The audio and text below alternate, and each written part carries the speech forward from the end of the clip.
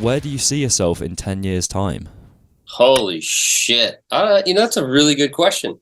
Um, Man, hopefully I'm still alive and kicking, I tell you that much. No, yeah, it's that's a really hard thing to answer. Where do I see myself in 10 years time? I like to obviously continue to, do what I've been doing, the touring and obviously, like, things like The Voice and stuff. Who knows? Maybe we'll get another 10 years out of it. Maybe we won't. But in 10 years time, I'd like to see myself a little bit in more of a position to just sort of more or less pick and choose what I want to do, not feeling the need that, I got to go do this, I got to go do that, I got to go do this, I got to go do that. It's just more, as you get older, you just want to chill out a little bit, but I don't know, maybe down in the Bahamas, sitting by a beach, doing fuck all with an acoustic guitar and my family. that'd be the pretty good little spot to be in. Yeah, I always the one I always look at is Bali. I always look at that. I'm like, I know, because I know someone that from when I was a kid who I think he's like I used to do like martial arts and stuff as a kid, and he was a trained scuba diver instructor, which in the UK I don't think is very common because there's to see around here. So he moved to Bali and he just lives there and he has a family there now. I'm just like, that just seems. I don't know if you get bored of it or not. If you get, I don't know. Talk to me in 10 years. Me now, yeah. I mean, like, it's hard for me to wind down. Like, even when I go on vacation, I feel like it takes me like a week to get into it, then a week to get out of it. You know what I mean? So it's like it takes me a few days to just sort of settle into like not going 100 miles an hour and just sort of relax. And then once I'm there, like, it's hard to get me back into going back to the pace of my normal life. But yeah, I don't know, man. It's a tricky thing. I think for me, like all I want to do, is just be in a position where I can still create, and have fun doing that, and having time, more time with my family and stuff like that, Yeah, I think it's the eternal musician's dilemma, isn't it? Is like time off. Because there's no such thing. There's never time off. Exactly, like, because you do your 9 to 5 or whatever. You go in, you clock out, whatever. And if it's not your passion, you don't have any trouble. Well, maybe, I don't know. I guess nowadays people get emails all the time, but like, if it's not your passion, you're not going to feel bad about clocking out at 5 o'clock. Right. Obviously, I know. I was talking about who was I talking to about this? Anyway, it was someone recently about the idea of when you giving yourself a hard time about putting the guitar down or like putting music down for a second. Mm-hmm. Is that something that resonates with you, that kind of struggle? Absolutely. Yeah. I mean, when I go on vacations and things like that, anywhere I go, I always have a guitar with me. Like, I can't not have it, around. So, it is hard to switch that off, and yeah, like, I'll be enjoying the beach, but I'll be thinking, damn, I should be working on this thing, I heard this lick or this riff or this concept, it's just rattling around in my head, and it's like, I should be working on that, and here I am sitting by the beach. It's like, no, dude, like, just fucking relax. There's time to go to that stuff, but it is tough because, like, for me, I'm always, always practicing, always trying to write, create, and just be better, and so I want that so bad. So it is hard to switch that thing off. And sometimes I do, and sometimes it's actually a good thing. Like, sometimes it's nice to take a minute, take a step away, and then come back to it, because you come back with a fresher perspective on whatever it is. Or maybe it's like, oh, dude, I was like so inside of this thing and it was terrible. Why did I go down that rabbit hole? Yeah. It sounds like you don't struggle to, or maybe you do. I mean, I'm making an assumption, I guess, but from the way you've described it to this point in all of 5 minutes of knowing you, it sounds like you don't struggle too much maybe to keep that passion for the guitar, or maybe I've misread that. Because obviously when it's your job and when you're doing such a full-time kind of thing out of it, like when I say full-time, I don't just mean like 9 to 5. I mean you go on tour, like even when you're not playing, it's kind of work mode, isn't it? Even though it's awesome. Yeah. You know? Do you can you keep that passion for music and guitar kind of going when you're on the road, and or do you ever feel a bit bummed out about that kind of stuff? No, I mean, I'm always, even on like, going into days off when I'm on the road and stuff like that. Like one of the things I look forward to the most is being like, shit, I can spend the whole day in my hotel room and just play guitar all day. And like, that's just a kind of a happy place for me. It's like when I'm home, like this past couple of weeks, for instance, like I've been doing a lot of like one-offs with Pink. Like on the weekends, we've been going out and doing festivals and stuff. And, but during the week I've had time off, where I typically don't have this amount of time off, which is kind of amazing. But every day, I get up, walk my daughter to school, and she's there till 3-4 o'clock, depending on the day. And then, from that time period from 9:30 till, I don't know, 2:30, something like that, I'm in my studio working on stuff, whether I'm, trying to write a song or working on a technique or transcribing something, or, just always musically active. But it's, I don't know, maybe it's like a form of therapy for me, because it doesn't feel like work. Especially when I have no agenda and I don't have this song I have to learn. Like when I don't have things that I have to do, I can go out and find the things that I want to work on or want to do. And that's just, it's just part of my DNA, I guess. Like I just have to have a goddamn guitar in my hands at all times. Yeah, it's when are they going to change it from the voice to the strings? That'd be the one. Yeah. Get on the. I just noticed you got one of those fancy cameras that does or something's going on following your face. Right? Oh no, that was me. Was it actually you? I bumped the. It's on a. Yeah, there you go. Oh, sorry about that. I thought you could have fooled me with some high tech wizardry. I thought that was yeah, the when you're talking about, I know you're kind of joking about it being in your DNA, but obviously learning so many like songs and things, there's, they talk about how your brain like changes from the things you expose yourself, the things you make it do, basically, it's how we learn things and everything. Do you reckon from just learning so many songs and just taking in that kind of information, do you think your memory is maybe like just general memory? Or maybe are there certain other things in life that you think maybe that pays off, that ability to just take in that information, because it's pretty high demand, Yeah, it's weird. Like it is a tough thing to sort of pinpoint. Maybe in some aspects, yes, but like in some aspects, actually, no. Like I remember the first season of The Voice, I memorized every single song. We didn't have charts back then. And so, we just had, to listen to it, learn the song, and I would memorize it. But then we'd make a lot of changes to that song. Like we changed keys, we changed the arrangement, we changed this, that, and I had to keep it all straight in my head. And there were so many songs and we had never done anything like that. I feel like I might have done permanent damage because there were other aspects, like I couldn't tie my shoes, you know what I mean? I mean, that's exaggerated, but like, I feel like there's only so much room in the hard drive up there. Certain things got etched out, certain things got etched in, I guess. Yeah, I mean, it's definitely like The Voice, and just in particular, has been a thing that really is just giving me a really crazy skill set to be able to learn things really fast or adapt really quickly and change, this, that, I'm just trying to get it done to a good level and fast. But the thing is, it's like, I'll learn most of these songs. Some things I'll remember, but most of them, once I've done what I need to do and performed them and I don't have to worry about it anymore, it's gone.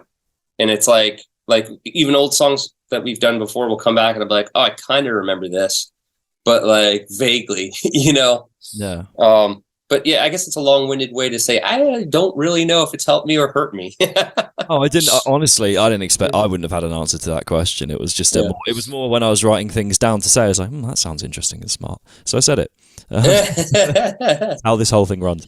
But I mean, like there's something that there's a book I've been meaning to read, and I cannot remember the name of it, which kind of obviously my memories of it. Is it a memory book to improve your memory? There's too many songs. I'm just yeah.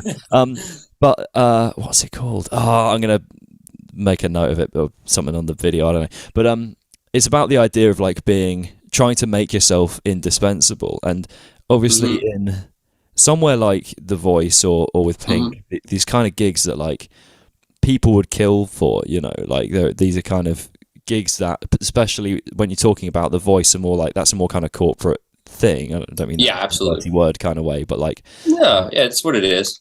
But do you ever? I guess there's two parts to this. One is sort of do you ever feel anxious about the kind of the idea that in this corporate world, you know, there's so many people that might be vying for this job. If you slip up or if something goes wrong, or if you built that kind of trust where you can make mistakes and they will kind of let you, they like you enough, and you built that relationship. I mean, you know, I don't really worry about it so much, not in the sense that, I've gotten comfortable and I could get away with this, that, the other thing.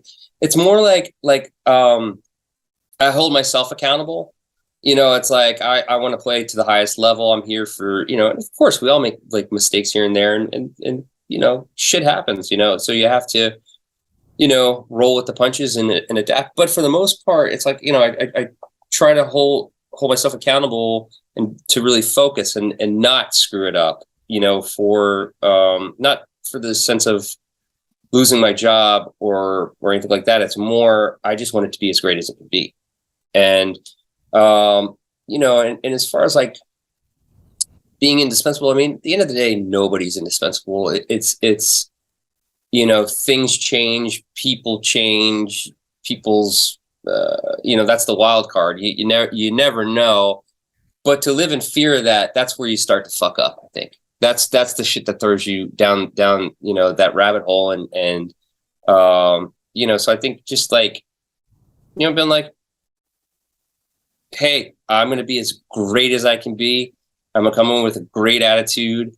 And yeah, sure, some days I'm tired and, you know, would rather just be binge watching, you know, something on Netflix or, you know what I mean? But it's like, nope, snap out of it. Just go kick ass. And then, you know, and then I'll get to eventually go binge watch some shit. You know?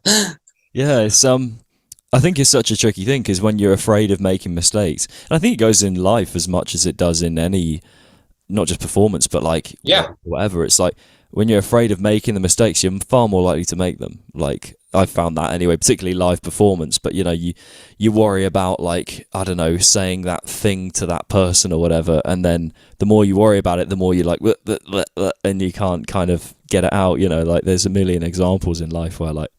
Well, I think it's a focus thing too. Like if you start psyching yourself out and thinking about other things when you're like, especially like when you're playing and you're in the middle of something, you start thinking like, oh, how does the next song go? Shit, I can't remember. And it's like, well, of course you can't remember because I'm hearing one thing in my head and I'm playing one thing. And like, so it's like when your mind starts to drift, it's like, you know, that's when you start making mistakes because you lose focus, you lose your place, you don't know where you are, you're not listening, and being, you know, 100% attentive to what you're doing. So it is like anything in life, you know, it's like if you're hammering a nail and you know, you look over this way and it's like, oh, what was that? And then fucking bam, you just you know, smash your thumb. It's like, it's the same thing.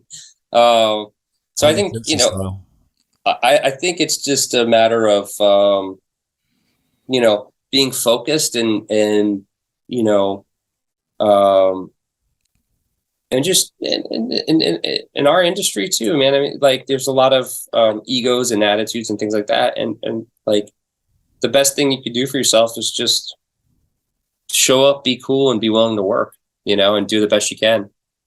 I think it's interesting going to the when I was looking at an interview of I can't remember who it was with of you, and you're talking about sort of like immediately being kind of hooked on guitar and sort of like moving away from school stuff and focusing on music, and it just kind of goes to show that like I feel like anyone can find that focus when they've got the right thing. I think there are so many people that don't have that thing. So when you've got things like phones to readily take your focus away, if you haven't got that thing to like to focus on, then it can so quickly just be like stolen. Because I mean, I say that I struggle to focus, and I'm trying to do musical things, so maybe I should get my things in order. But one thing I found kind of that we sort of have in common, I guess, because you started guitar at 15, right? Yeah, that was it. So like the I guess the there's not so much a question, but because I kind of did a similar thing. I played a bit when I was younger, like sort of 10, 11, but then I sort of stopped till I was about 18. So although I didn't start, I started a bit after when you did, but I kind of I could play some of the chords and stuff, like I knew, you know. But there's that idea of kind of taking that leap into something. You know, a lot of kids. I mean, if you look at, for example, like chess, you know, you get these kids starting when they're like 3, and by the age of 10, they're like better than most of the adults. And you see it in some music nowadays. You see these kids shredding, and like, oh yeah. Did you ever feel like sort of getting into guitar and deciding like, okay, I want to do this? Did you ever feel that pressure of looking around, going like, oh shit, I've got some catching up to do, just on an age basis, you know? Not really. I mean, you know, I was just enjoying it as it went along. You know, I always feel like I've got catching up to do. Even now, you know, I'm 40 years old now, and I'm still catching up, you know, on a lot of things. But no, I mean, I just always loved it so much, and just had fun with it. And you know, when I started, I was lucky enough to be around great musicians all the time. So it was like, you know, and I was still, you know, 15 is still really young, I think. You know, people think, oh, you started late, but I didn't really. My brain's still somewhat developing, I guess, other than all the harmful shit that I would do to it. But you know, like, you know, I was still young enough to be able to absorb a lot of information and wisdom and get that experience. So, I guess yes and no, you know, like, because I do always feel like, oh man, I never learned this song. I should go back and learn that song. You know, I never learned the solo to that, or you know, I never learned this melody, or whatever it is. You know, but that's the beauty of music. We're always students, you know, if we want to be, and it's fun because it's sort of infinite, never ending, you know. I think that's what terrifies a lot of people. It does. It can be daunting, and it can be very terrifying, especially, you know, nowadays. It's like, it's nothing but virtuosos all over Instagram and TikTok and this stuff. But, you know, I see that as an amazing thing. And it's like, you know, you have all these, it's like, holy shit, I would have never thought to do that, but I'm going to try that, you know, like that is like, that's making me better. And it's making everybody else better, and so it's really cool. And at the end of the day, I think some people think about it more as a competition of who's the best, rather than just like, fuck it, man, we're all in it together. Let's all make some really cool stuff, you know? Yeah. Do you think because it's funny how varying, of all the people I've chatted to, particularly just referencing the guitarists, how like varied it is between some people are absolutely torn apart by seeing other good players. I mean, even pros, you know. Some people more like yourself, where they can take that positivity out of it. It's crazy how the exact same source material can give one person such grief and another person such a positive. And it just goes to show, I think, how important it is to sort of cultivate like the right mindset, but it's almost by the time you think about it, it can be a bit late for that sometimes. Yeah, I mean, it's just keeping an open mind, you know, like I mean, a lot of what we do is that, like, you know, you go in to do a session, it's like you might come up with this amazing part, you know, and to you, you're like, oh, this is the best shit. This is so cool. And then they're like, it's cool, but like, try this or try that. And if you harp too much on, oh, this one thing, it's like, well, you're just being stubborn. Like, you're not being open, because then you might be able to take pieces of that and expand with what the producer's telling you, or somebody else in the band, or the singer, you know, and you put it all together, and then you end up with something amazing that you all collaborated on, you know. But I mean, I'm sort of going off on a tangent about it, it seems like, but you know what I'm saying? It's just like, keeping an open mind. It's, you know, it's hard to do, but it's also, you know, it's a good thing to practice, I'd say. Yeah, I think the key word is like practice. Like, I think you can practice these things. Like, I've started trying to like write down, like journaling, I guess, like writing down, like just short form, like what have I achieved today, and like what am I grateful for, stuff like that. It's kind of cheesy a bit, isn't it? It's a bit like, no, but it's good stuff to do, man, because it's, you're putting it down, you're putting it out there, and you're keeping track of it too, you know. And do you kind of I guess, again, another sort of deep question, but like, if you say you hadn't found music for whatever reason, do you think the sort of the mindset you have towards like your career, do you think you would still have found that kind of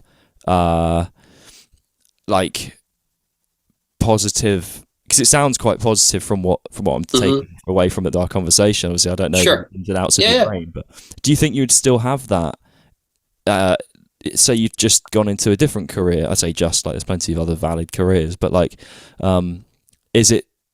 Do you feel kind of almost fortunate that you found that in music, or do you think it's just something about you that you're able to be positive about the things that you sort of encounter? Yeah, I mean, yes, I do think you know, because I like to have a good time, man. You know, it's like, I want to, I like people, I want to enjoy people, and you know, would I be as happy or fulfilled? I don't really know. I don't think so. Because it's just like, this is, you know, music is, it's just such a huge part of me, and I don't even know what life is like without it anymore, you know. But yeah, I mean, I think I would find some, you know, the positivity and the fulfillment, and, you know, because I like to find stuff that I like to do, you know, and get into it. So probably, you know, but it's tough to say, because, you know, life has a, you know, a funny way of throwing shit at you, you know, and so sometimes maybe you would have went down a different path, and it's throwing, you know, I got to go do, you know, digging a ditch or something like that. I probably would not love, you know.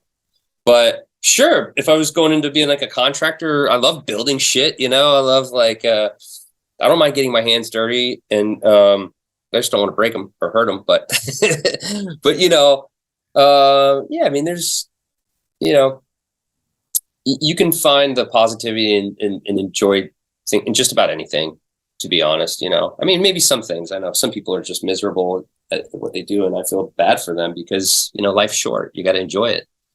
Yeah. Or try to. Yeah, you got to try. Yeah, try, never fail.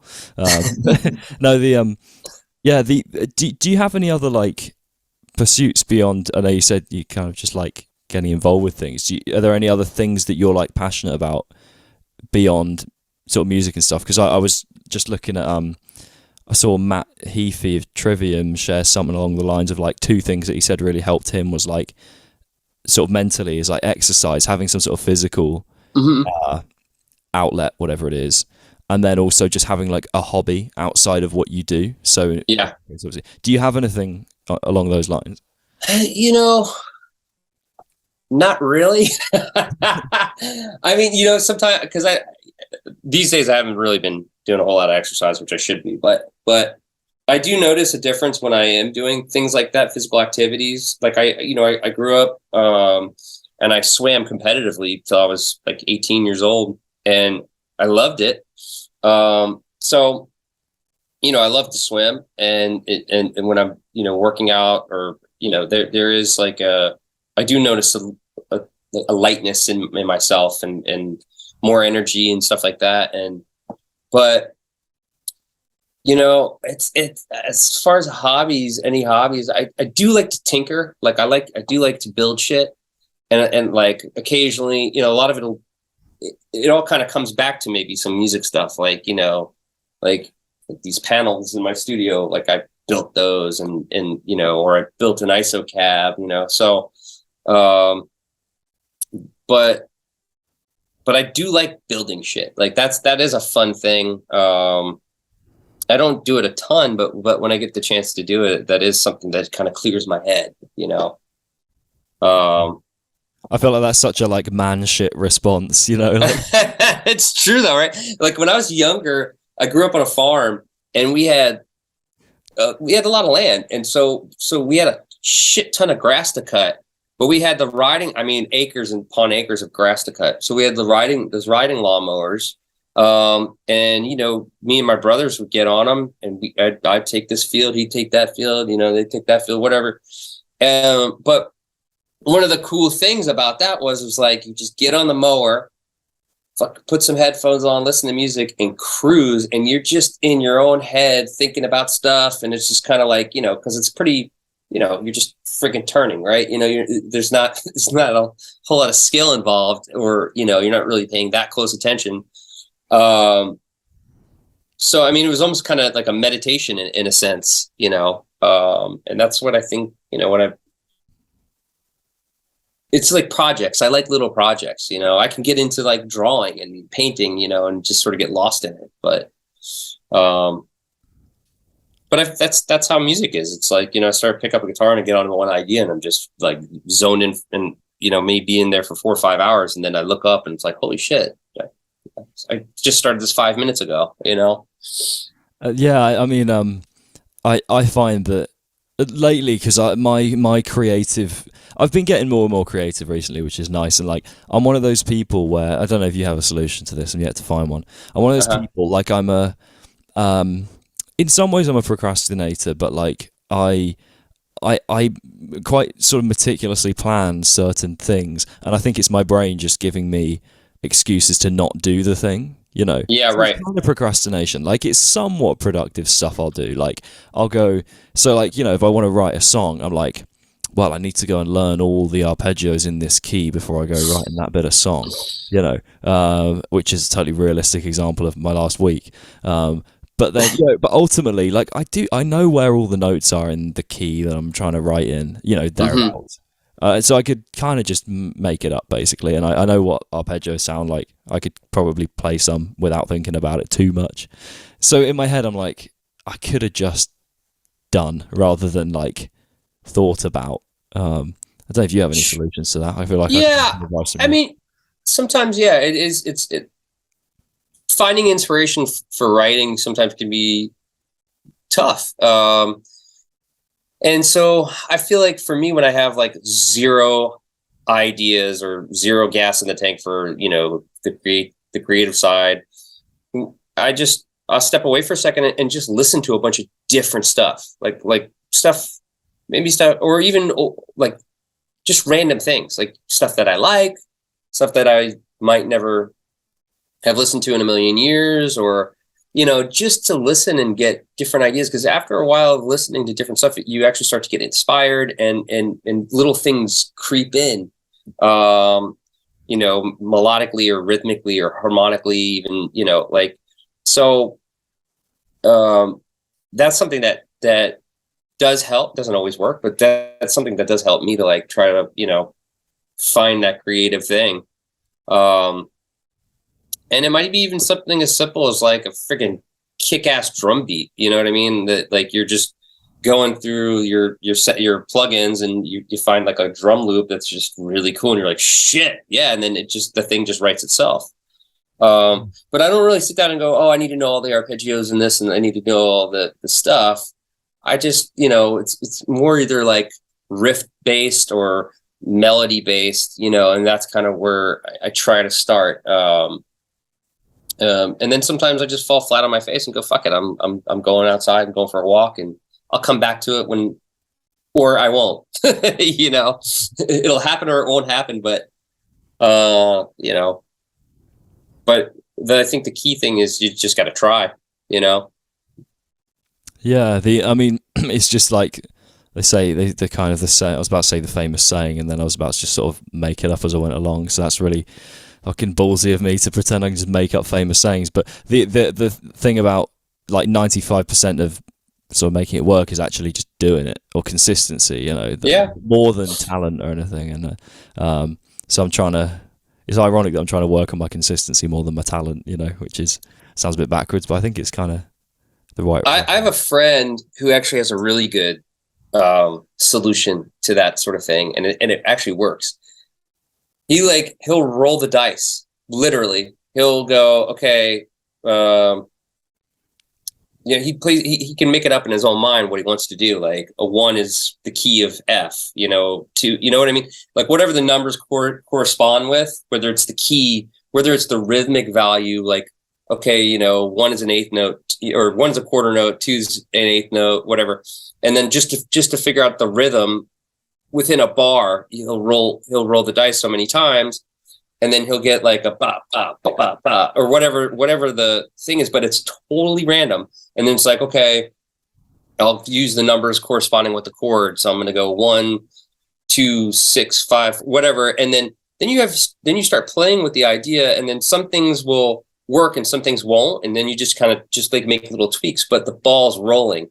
So like, it was a really interesting, like it's really interesting to watch, because, he's a great musician, and so he knows when things aren't working and stuff, but it's just something to get it flowing. And then the thing just sort of turns into what it's, it writes itself essentially. I've actually done a similar thing to that. I find okay. But the sometimes I think I almost overdo these, where I'm like, I won't just sit and organically just like play and just see what happens. But I think you got to balance it, haven't you? I mean, I found something I found that so I play a lot of like metal stuff, and something I found I think would be interesting to you. With this is I said before we spoke, I was like, oh, we won't go into guitar that much. We'll just talk about life and stuff. And here I am, like the palm muting in this particular. But I think this is quite. I'm interested to hear what you think, because I think it's quite interesting. So I noticed there's obviously the temptation. Like there are lots of palm muting like patterns that create certain rhythms, especially in like heavy music. Where you hear these sort of these kind of quite common. Because palm muting is convenient in certain places, right? Like it's hard to do it on an upstroke if you're just sort of catching it or something. Like sure, it only it's yeah. So what I've tried to do is like make some basic rhythms in like a simple riff, but completely change the emphasis on the muting. I found it completely sends the riff in another direction, because you have all these habits of like where you mute stuff and where you don't. Right. And most people seem to have the same habits, especially in like metal, where they'll mute the lower notes, unmute the higher ones, so you get the popping out, So I've been trying to like switch it up, which I think. Well, yeah, I mean, and sometimes the guitar can like play you a little bit, just because like. Sometimes. yeah, you know what I mean? Because it's like, in a sense, because it's like, physically, it's kind of a trick, and there's certain things are harder or easier, and we end up gravitating towards what's more natural and what's easiest, and it's different for different people. And that's the kind of one cool thing that makes people so different. But, you can fall into little traps with the guitar. So it's cool. Like that's a great idea. Like to practice accenting, rhythmically, like where you do the palm mutes, or just like different things like that. And that gives you something completely new and fresh, So, but I mean, it's like, it's always, you're always playing little mind games with yourself. I feel like, or I'm playing mind games with myself. You know what I mean? Just our inner self. Yeah. I feel like it's sort of getting out your own way a lot of the time, isn't it? Like just letting that's what it is. That like flow state, that kind of, that everyone sort of craves. But the, kind of on the, I guess more on the, not like personal, but like interpersonal kind of level. Again, when I was looking through that interview, something that struck me was when you were saying about doing the audition for Pink and how you kind of just like clicked as people. Which is, what do you think it is? Do you feel like you're good at kind of understanding and sort of empathizing with people in that way, and having that kind of social like click, that just not clique as in like group of people. I mean, like that's no, I know what you're saying. No, like me and like we just clicked from the very certain people you just connect with, right? And no matter what, I can't tell you why, but over the years, the more we've gotten to know each other, we've just become really, really good friends, and so there's just some sort of intuition that we both had about each other that just sort of, it just, turned into an amazing friendship and, and career and everything, I'd say I'm pretty easy to get along with, but, there's, you don't always click with everybody. Some people you're like, well, that dude was weird, or, like I'll try, but damn, that's some weird shit. No, but I don't know if it's necessarily like a skill more than just compatibility, I don't know. I don't know how to really put that, put those into words. I think we just knew, like, well, we have some same. I don't know what it was. It was like introducing myself and shaking her hand for the first time. It just felt like, oh shit, we're gonna be friends for a really long time. And sometimes you get that from people, and it was just kind of a feeling, Yeah, I never know where in my own head where I sit with this, because like the whole sort of don't judge a book by its cover thing. So I agree with that to an extent. Like there's certain things that you can't judge, but I'm a big believer that I don't think there are many people I've met in life that I haven't been at least like a good % right about within the first like 2 or 3 minutes. Yeah. And that's not, I don't mean just me. I think a lot of people do it because even just like, I don't know, this might just be a me thing, but even just like walking past someone on the street, you feel like you're like, I get on with that person, or I wouldn't get on. Sure. Get a vibe. Yeah. And like a lot of the time I feel like it's right, and it served me for like even longer friendships. The people that I would get on with in the first 30 seconds, I then get on with for a long time. And yeah, there are some, like there's always that like kid in class that you thought you hated, and then you chat and you're like, oh, we actually get on quite well. Yeah. Yeah. Well, yeah, there is that sometimes where like, you're like, oh man, God, I thought you were an asshole when I first met you, but Jesus, I was wrong. Or you were an asshole, but I like that asshole, like, but I think it's just, I don't know what it is, some magical, mythical unicorn shit. I don't It's well defined as that, yeah. Do you think that kind of, do you think without that, would you still, because obviously the whole Pink gig is a huge sort of, to a lot of people that's a huge deal, do you think you would do that if you didn't have that?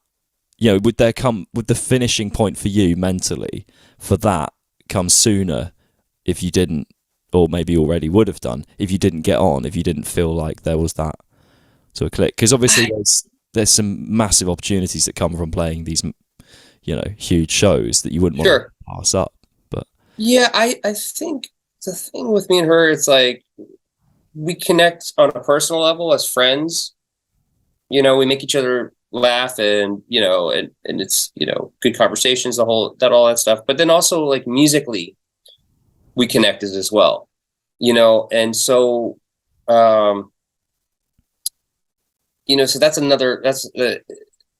another thing, and which makes the end finishing product really great and true. It's honest.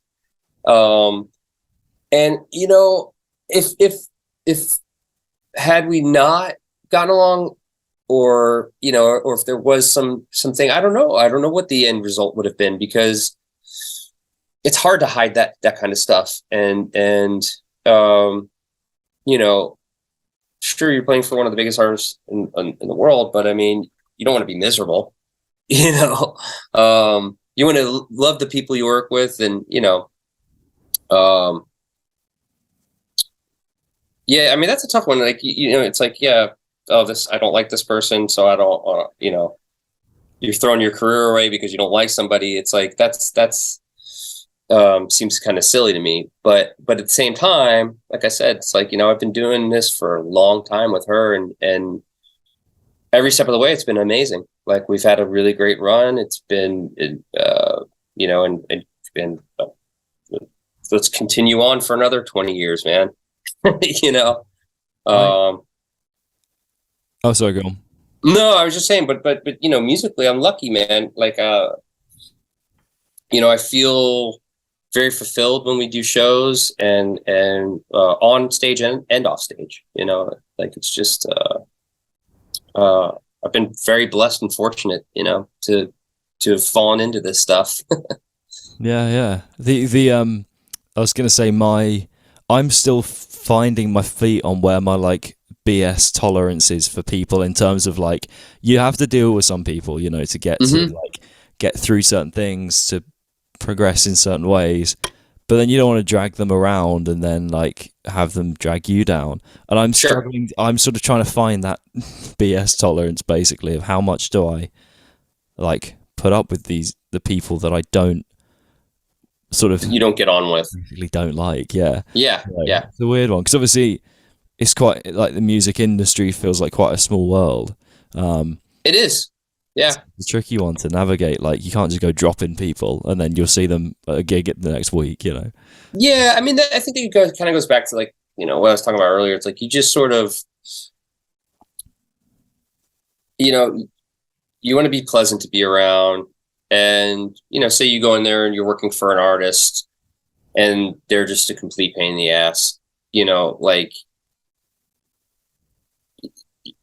the only thing you can do is just do as best as you can, try and make the end result be as great as it can be, and it'll be what it's going to be. It might be a pile of shit. It actually might be amazing. You might have butted heads the whole way through, but the end result was amazing. I mean, you look at all these bands, that are old as shit, that have, I mean, they've probably beaten the shit out of each other for 30 years, like, mentally and physically. But there's all this great music that came out of it,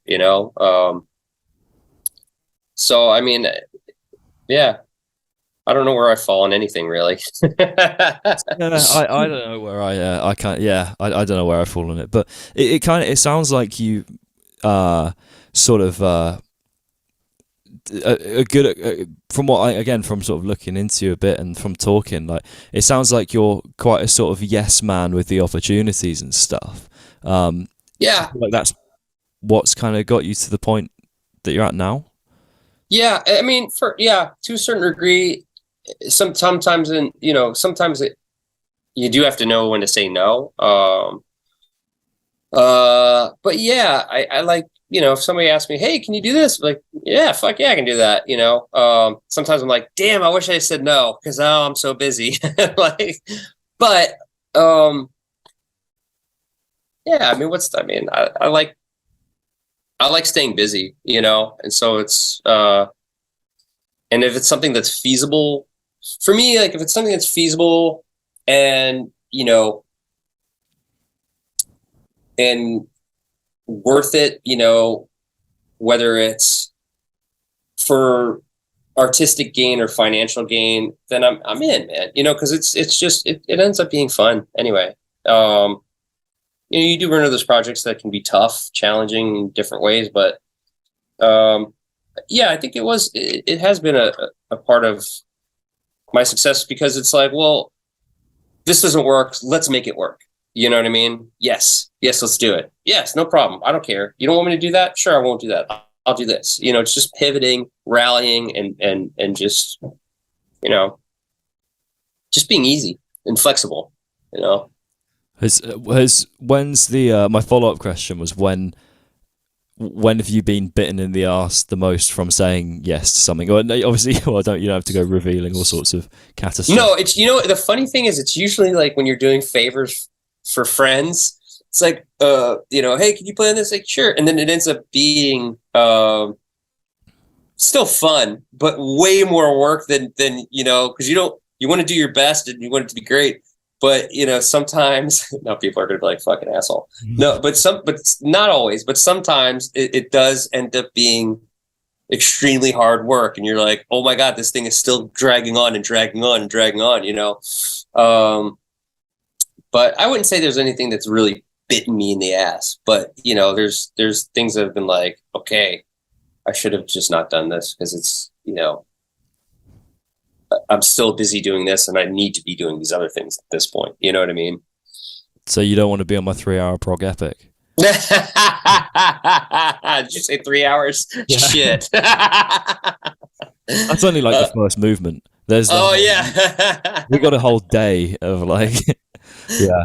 No, I can resonate kind of with that. There are a lot of things because I went to music school in Birmingham in the UK where okay. Don't go. No, I mean not music school, Birmingham. Oh, I love Birmingham, man. I've been there a bunch. What's your memory of Birmingham? Well, let me think. Really good Indian food. To be fair, yeah. And oh shit, let's see. Lots of heavy drinking. I don't think lots of pubs. I don't know. I feel like every time I've been there, it's a pretty cool city. I feel like every time I've been there, I've had a good time. It's a shame because, well, it's not a shame you're playing these massive venues, but actually you probably love some of the smaller venues. There are these, there are probably like a good 10 or more in quite a small area. Bear in mind, Birmingham is nothing like London. It's the second biggest city in the country. It's nowhere near as big as London. Sure. So the sort of south side of Birmingham, there's so many cool, like unique little venues.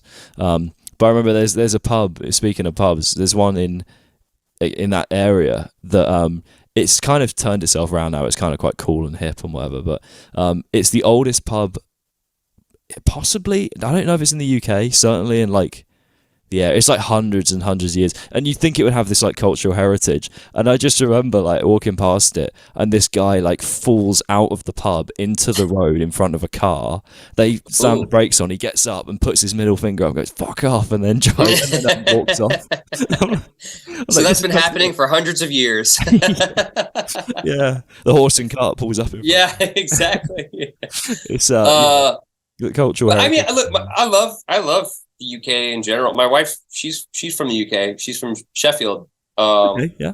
And so, I spent a lot of time there, and the culture and the people, and especially the pub culture, man. I think it's such a cool thing. Like, it's not really something we have English pubs here, but it's not like what you guys have, and it is kind of not quite as authentic, I would say. You know what I mean? There are some good ones, but yeah, I mean, I have played, I can't remember where. It's been years and years and years, but when I used to play with The Calling, I remember we were in Birmingham, and I remember we did a gig there. I don't remember where it was at all, but I remember it being a cool place, but that's about like that had a cool vibe. But that's about it. But that was like, I don't know, 20 years ago. Oh, I mean, I was barely born, so like. Yeah, who does this? One thing also, when you're here, you got to call it Birmingham. Birmingham.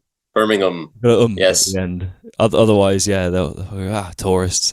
Yeah. Birmingham. Huh? Birmingham. Burning. I'm pissing everybody off. Birmingham. I can't say it. But you got to go Birmingham. Yeah. What's your favourite English phrase, like word, that you don't get in the US? Me duck. That's a very northern thing. Yeah. That's quite specific. Yeah. I think it's great. Like, you would never hear that in America ever. I remember the first time when I went to visit my wife's family, they were like, "Eop," and I was like, "What?" I was like, "What is?" I asked my wife, like, "What are they asking me?" They're like, "What's up? Are you okay? Hey, how's it going?" Like, kind of took like a greeting. I was like, I don't know, and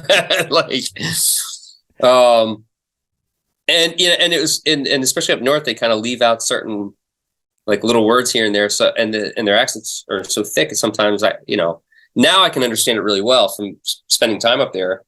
But at first, man, I was like, I have no idea what anybody's saying to me. I know we're speaking English, but it's just not my English. Like certain parts of Scotland, even I'm like parts of Ireland, I can't. I'm kind of like, oh yeah, I can't. It's amazing, actually. It's so interesting, but it really is incredible. Like, especially in Scotland, we're like, what was that? What the fuck? All I understood was "fuck" out of that whole sentence. Probably because it's all they said. Yeah. Yeah.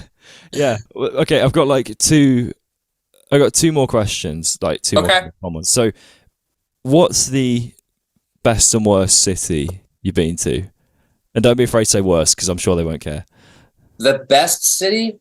Oh, Jesus, that's a tough. Oh man, in the UK, just in the world in general. World, yeah. Let's see. God, that's so hard, man. There's so many amazing cities. I think,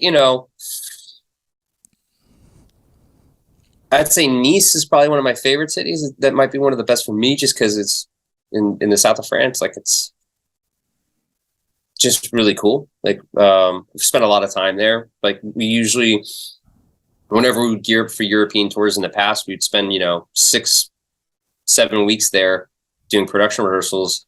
And I just the weather's beautiful, the food's amazing, the lifestyle's really cool, and the city itself is just beautiful. The worst, let me think about this. It's definitely somewhere in America. Okay. See, that feels like a cop-out answer now, because you're like, you can't go name the European cities. Got to be there. No. I mean, the worst. Damn it. Think for a second, because there are some places in America where I'm just like, Jesus Christ. I would say Cleveland. Cleveland is probably like one of the worst fucking cities, because it's a pain in the ass to get to. Sorry if you're from Cleveland, but it's like, it really is like every time I've been there, it's always been the dead of winter, freezing cold, and nothing really around. Yeah, I'd say Cleveland's like one of the shittiest places. I don't know. Sorry. Yeah, I doubt that's the first time they've heard that. So Yeah. I've still not been to the US. Still. Oh really? Still, yeah, never. Oh, well, the closest I haven't. The closest I've been was I went on a skiing trip to Canada, but that's it's not. It's a mountain. It could have been anywhere. Like yeah. They could literally have flown me to like somewhere in like, I don't know, the Chilean mountains, and and it would have been the same thing. Yeah. So my other one was that you're talking about again in this interview, you're talking about like sort of like just bullshitting in their headphones with each other on The Voice, right? What's the, I don't know, or if you could even say it, what's the funniest thing anyone's said? Oh, dude. I mean, there's a lot of funny shit that's been said. The funniest, I don't know. Sometimes I feel like we're so like tired and like we've been there for so long. To us, it's like probably the funniest fucking thing in the world. But it's to anybody else, they're like, you guys are idiots. You know what I mean? That we're just like tired, stupid, laughing. But the funniest. God damn, I don't know, man. I don't know. I mean, there's been so many like belly laughs over the years, and I mean, probably there's a lot of shit I probably couldn't even say. Yeah.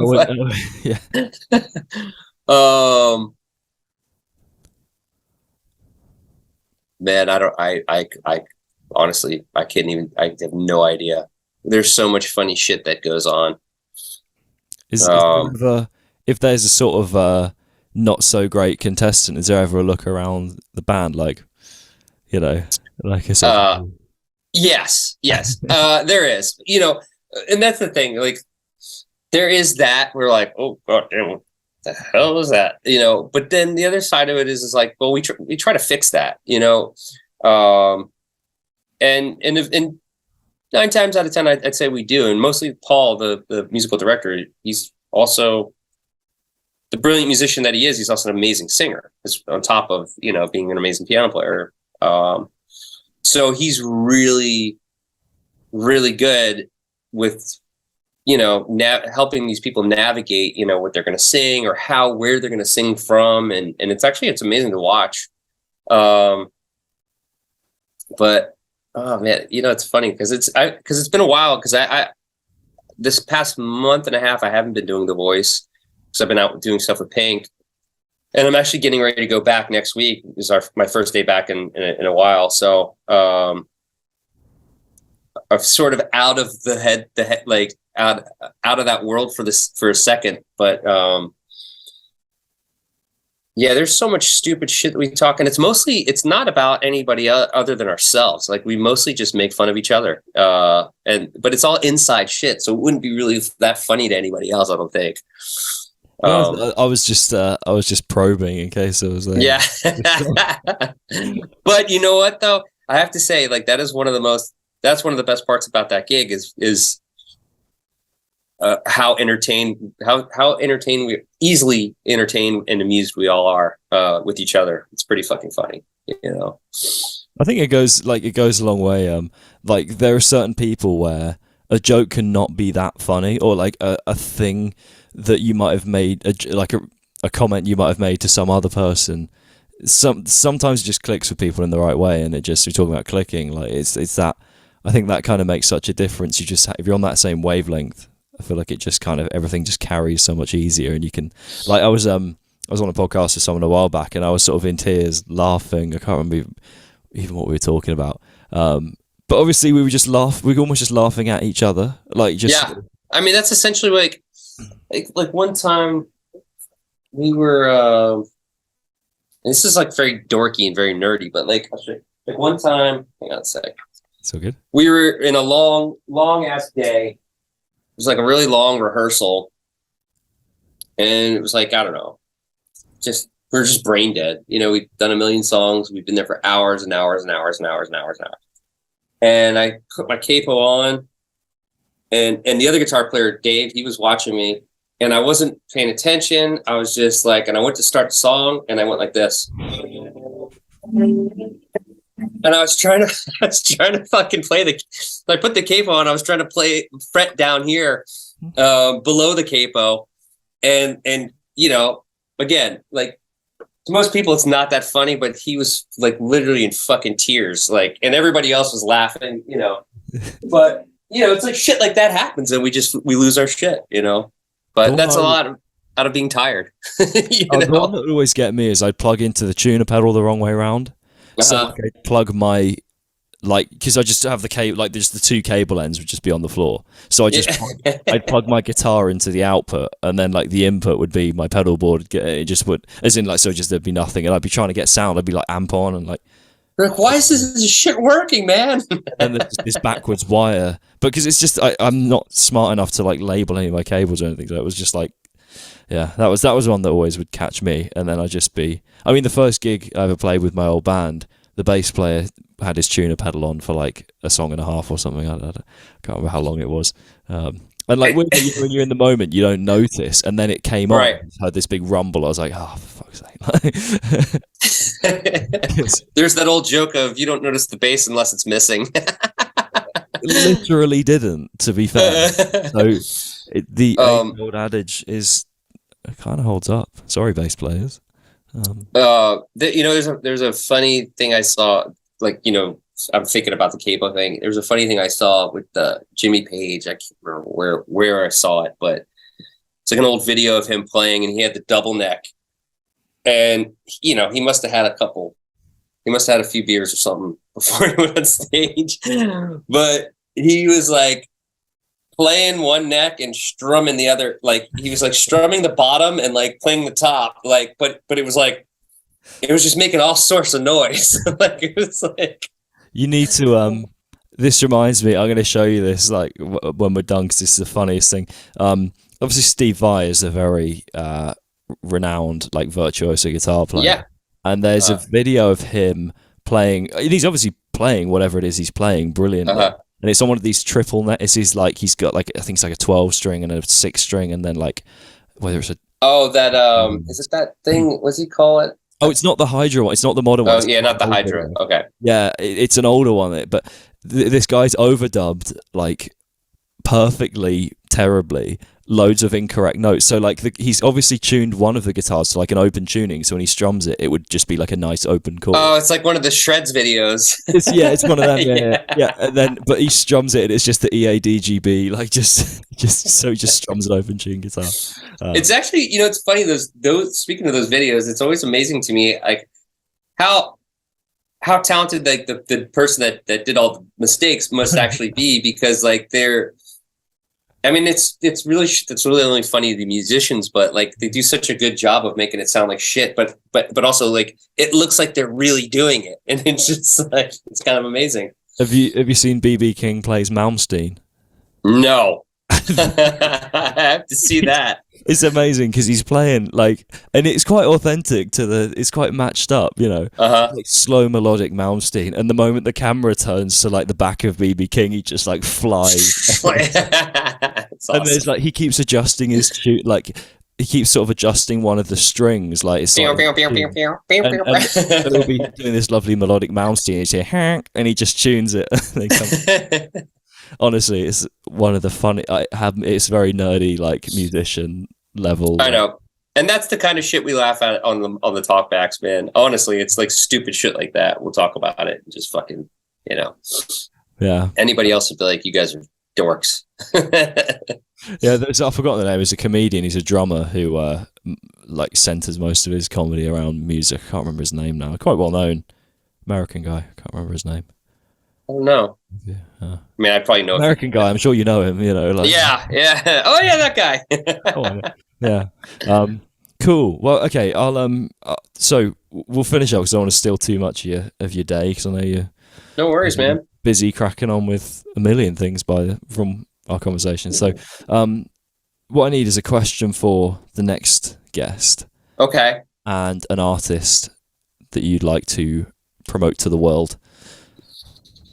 An artist I'd like to promote to the world. Geez, man, that's another. Well, I mean, actually, yeah. There's a guy who I've been listening to for years, and people probably know who he is. I mean, people do know who he is, but every time I listen to him, it's very inspiring and just fucking amazing. A guy named Chris Thiele.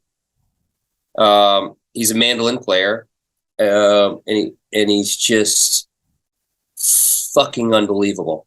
Like in his music and his compositions, it's not just bluegrass. They're like compositional, and like he does stuff live where it's like him and Brian Sutton. I don't know if you know who he is, but he's an amazing flat picker as well. And they're just improvising. Like they have kind of sort of it seems like a set, somewhat of an arrangement, an idea, like sort of a general outline. But these guys are just going back and forth, and it's so musical, and it's going through all this different kind of stuff, and it's just it's pretty incredible. So Chris Thiele, I think he's one of my favorite musicians, and yeah, check him out. This guy's insane. If you don't know who he is. Awesome. And I need a question to start my next conversation with the next victim. Okay. Any question? Literally anything. I've had some really wacky ones. So, or it can be nice or inspiring or funny or whatever. Let me think. It always gets people at the end. Yeah. Like, brain's been whirring away, and then you just. What was the question you asked me that somebody had asked? What was where do you see yourself in 10 years' time? Ah, okay. Well, this is a question I got asked once before, and I thought it was a good one, so I'll give it to you. If you saw a younger version of yourself walking across the street, would you go talk to him? Oh. And what would you say? Yeah, and you got to have that. And what would you say? That's really cool, because when you said if you saw your younger self, it's like, immediately my head was going to like, what advice would you say to him, or like what? But it's just like, would you talk to him at all? That's an interesting, like, there's so many things about that. My answer to that was yes, and I would go try to see if I could outdrink them. That's a good experiment. Yeah. Could you? I bet I could actually. Yeah. I'm trying to think. It depends how much. I'm younger than you, so it depends how much younger we go. Like I don't know if the thing is, you know what the thing is? It's like, yes, this is probably going to sound horrible, but yes, my older self could probably outdrink my younger self, but my younger self bounced back fucking 100 times quicker than I would now. I think my younger self would voluntarily drink more. Like, Yeah. I would probably stop and be like, "Are you sure?" And younger, yeah. I'm like, why? Okay. So I can. I just, yeah. Yeah, I kind of, yeah. I remember like having one of those because I teach guitar and I have one of those. Like I had a lesson at like it wasn't too early. It was like 10 a.m. And I've been out drinking till like very late. And then I remember like that's probably the most drunk I've been for a while, and I kind of haven't been that drunk for a while because I remember like sort of teaching the lesson. You know, when you're like you move your head and your eyes kind of are about half a second behind your head, and you're like, yeah, oh. yeah. And that was at 10 in the morning. So like how I felt earlier that night, I don't know. So yeah. Oh, I just remember one little one I'm going to leave you with. The speaking of funny guitar things, a student of mine, he wouldn't mind me saying this 'cause it's funny. I really outed myself as a terrible guitar teacher. But no, this is a funny, he's fine with this. The very first lesson he turned up, he bought a guitar, like I recommended him a little starter pack, and tried to tune it up. And I don't know if this was his fault or not. It's possibly like it being a bit of a cheap instrument, possibly his fault, I don't know. But he tuned the strings so tight that the neck actually snapped. Oh shit. But he turned up with the guitar like pretty much in tune, but the neck was like it sort of stayed on half. So there was like 2 inches between the strings. I could fit my hand. Was it like a bolt on and it started to come away from the bolts? Yeah, so it was like, but the relief at the 12th fret was probably like at least 2 inches. But you could still kind of play chords at the other end. It was really funny. And he said, I thought that felt wrong. It's like, yeah, it's You're playing a dobro now, bro. There's a lap steel, that one.